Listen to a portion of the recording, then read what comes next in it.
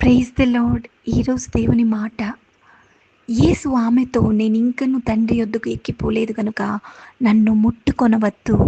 అయితే నా సహోదరుల యొద్దకు వెళ్ళి, నా తండ్రియు మీ తండ్రియు, నా దేవుడును మీ దేవుడనైన వాని యొద్దకు ఎక్కిపోచున్నానని వారితో చెప్పుమనెను. యోహాను 20:17. మరి ఈ మాటతో దేవుడు మనతో మాట్లాడుచున్నాడు. మరి మరియా అయితే దేవుని యొక్క సమాధి దగ్గర దేవుని కొరకు ఆసక్తి కలిగి మరి అక్కడే ఒంటరిగా కూర్చొని ఉన్నది. మరి ఇద్దరు శిష్యులు వచ్చి చూసి సమాధి ఖాళీగా ఉండటం చూసి వెళ్ళిపోయారు. మరి మరియ మాత్రం అక్కడే సమాధి దగ్గర మరి పెందలక్కడ ఉదయమున మరి అక్కడే కూర్చొని అంగలార్చుచుండగా, మరి మన అంగలార్పును నాట్యముగా మార్చే దేవుడు ఎవరైతే యేసుక్రీస్తు సన్నిధిలో మరి కన్నీటితో విత్తుతారో సంతోష గానంతో పంటకొస్తారు. ఇక్కడ మరియకి దేవుని శక్తి, దేవుని మర్మము, ఈ పునరుద్ధానము యొక్క సువార్తను చెప్పుటకు దేవుడు మరియను ఎన్నుకున్నాడు. చెప్తున్నాడు, నా తండ్రి ఇప్పుడు మీ తండ్రి అయ్యాడు, నా దేవుడు ఇప్పుడు మీ దేవుడు అయ్యాడు. నేను సమాధానము అనుగ్రహించి మరి మీ పాపములన్నిటినీ కొట్టివేసి ఇప్పుడు విమోచించి ఉన్నాను. ఇప్పుడు దేవునితో మీకు సమాధానం దొరికింది. ఇప్పుడు ఈ దేవుడు మీ దేవుడు అయిపోయాడు. ఇప్పుడు నా తండ్రి మీ తండ్రి అయిపోయాడు. ఈ గొప్ప కార్యమును మరి శిష్యులకి వెళ్ళి చెప్పమని చెబుతున్నాడనమాట. మనల్ని కూడా కన్నవాటి గురించి, విన్నవాటి గురించి మనల్ని సాక్ష్యముగా ఉండమని దేవుడు పిలిచి ఉన్నాడు. ఇదే దేవుని యొక్క చిత్తము, ఉద్దేశము. మరి మనల్ని పరిశుద్ధపరిచాడు. వెంటనే మనం కొనిపోబడలేదు. మనకి కొన్ని బాధ్యతలు జతపని వారిగా దేవుడు మనల్ని ఇక్కడ నిలవబెట్టి ఉన్నాడు. మరి దేవుని చిత్తము, ఉద్దేశములు అవి ఎంతో గంభీరమైనవి. మన జీవితాలలో మనము ఆయన గురించి సాక్ష్యముగా ఉండాలని కోరుచున్నాడు. ఎక్కడ సాక్ష్యంగా ఉండాలి? బలిపీఠం ఎక్కి మరి చర్చెస్లో బలిపీఠం ఎక్కి అక్కడ నేను చెప్పడానికి అక్కడ మరి నిలవబడాలా సాక్ష్యంగా? మరి లేకపోతే ఒక చర్చ్లో కూర్చొని మరి అక్కడ చిన్న పనులు చేస్తూ మరి అక్కడ ఉండిపోవాలా?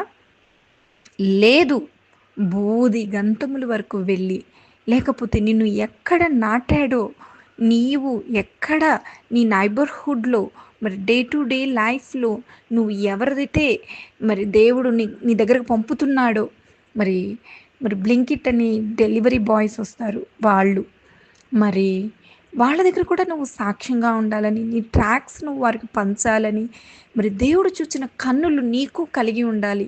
నీవు కూడా ఆత్మల దాహం కలిగి ఉండాలి. దేవుని గురించి ప్రతి ఒక్కరికి చెప్పాలి, నా ద్వారా చెప్పాలి, నేను సాక్ష్యం కలిగి ఉండాలి అని నువ్వు ఆలోచన కలిగి ఉండాలి. నువ్వు ప్రేమించుచున్నట్లయితే, దేవుణ్ణి ప్రేమించుచున్నట్లయితే, దేవుని సన్నిధిలో మరి నిలవబడి ఉన్నట్లయితే, దేవుడు తన పరిశుద్ధాత్మను అనుగ్రహించి ఎవరికి నువ్వు సువార్త చేయాలో, ఎవరి ముందు నీ సాక్ష్యమును నువ్వు కనపరచాలో, ఫిలిప్పును కొనిపోయాడు. నపుంసకుడు మరి చదువుతున్నాడు యెషయా గ్రంథము 53వ అధ్యాయము. మరి ఫిలిప్పును కొనిపోయి, ఆత్మ కొనిపోయింది ఫిలిప్పుని. ఎందుకు చెప్తుంది? నువ్వేం చదువుతున్నావు, దాన్ని గ్రహించుచున్నావా? ఏ విధముగా ఫిలిప్పుకి అర్థమైంది ఐజియా 53 చదువుతున్నాడని. ఆ సమయంలో మరి రథము కంటే వేగముగా పరిగెత్తి మరి అక్కడ నిలవబడి ఆ నపుంసకుడికి ఒక్క ఆత్మకి మరి దేవుని యొక్క సువార్తను తెలపడం జరిగింది. అదే విధముగా నిన్న నేడు ఏకరీతిగా ఉన్న దేవుడు, మార్పు లేని దేవుడు, మారని దేవుడు, ఆయన నిన్ను కూడా ఫిలిప్పు వలె నీవు పరిశుద్ధాత్మతో నింపబడి దేవుని యొక్క సాక్ష్యమును నేను కలిగి ఉండాలి, దేవుని రాజ్యంలో నేను వాడబడాలి, దేవుని చిత్తము, ఉద్దేశం నా జీవితంలో జరిగింపబడాలని నీవు ప్రార్థనతో సిద్ధపడి ఉంటే, పరిశుద్ధాత్మ తగిన సమయమునందు నిన్ను కూడా కొనిపోతుంది ఒక్కరికి సువార్త చేయడానికి. నిన్ను ఎక్కడ నాటాడో అక్కడ నువ్వు సాక్ష్యంగా ఉండాలని, దేవుని యొక్క సువార్త నీ నోటి నుండి ప్రకటింపబడాలని, నీ చుట్టుపక్కల ఉన్న వారికి నీవే సువార్త చేయాలని దేవుడు స్ ఇష్టపడుతున్నాడనమాట. ఆ విధముగా దేవుని రాజ్యం కట్టబడాలని, దేవుని రాజ్యంలో నీవు పాలు పొందాలని, మరి నీ కొరకు దేవుడు ఎదురు చూస్తున్నాడు. మరి సువార్త చేటుకు అనుదినము నా సువార్తను ప్రకటించుడి. నువ్వు సువార్త చేయాలని దేవుడు కోరుచున్నాడు. సువార్త ఎలాగు చేయాలి? పాముల వలె వివేకులు, పావురం వలె నిష్కపటులై మనము సువార్త చేయవలసి ఉన్నాము. అంటే సువార్త చేసేటప్పుడు చాలా జాగ్రత్తగా మరి పరిశుద్ధతతో నిండి ఉండి యథార్థమైన మార్గంలో నడిపింపబడుతూ ఎక్కువగా ప్రార్థనలో దేవుని సన్నిధిలో ఉండి అప్పుడు పరిశుద్ధాత్మ నడిపింపును గ్రహించుకొని ఆ స్వరము వింటూ నీవు సువార్త చేయవలెను. మరి చాలా జాగ్రత్తగా ఉండాలి సువార్త చేసేటప్పుడు. నువ్వు సువార్త చేస్తున్నావంటే నువ్వు పోరాడుతున్నావు. ఎవరితో పోరాడుతున్నావంటే శరీరులతో కాదు. అంధకార చీకటి శక్తులు నీ వైపు వచ్చేస్తాయి. నిన్ను ఎట్లాగైనా ఆటంకపరచాలని, నిన్ను కృంగ చేసే సంగతులు నీ జీవితంలో జరిగించాలని నీ వైపు చూస్తాయి.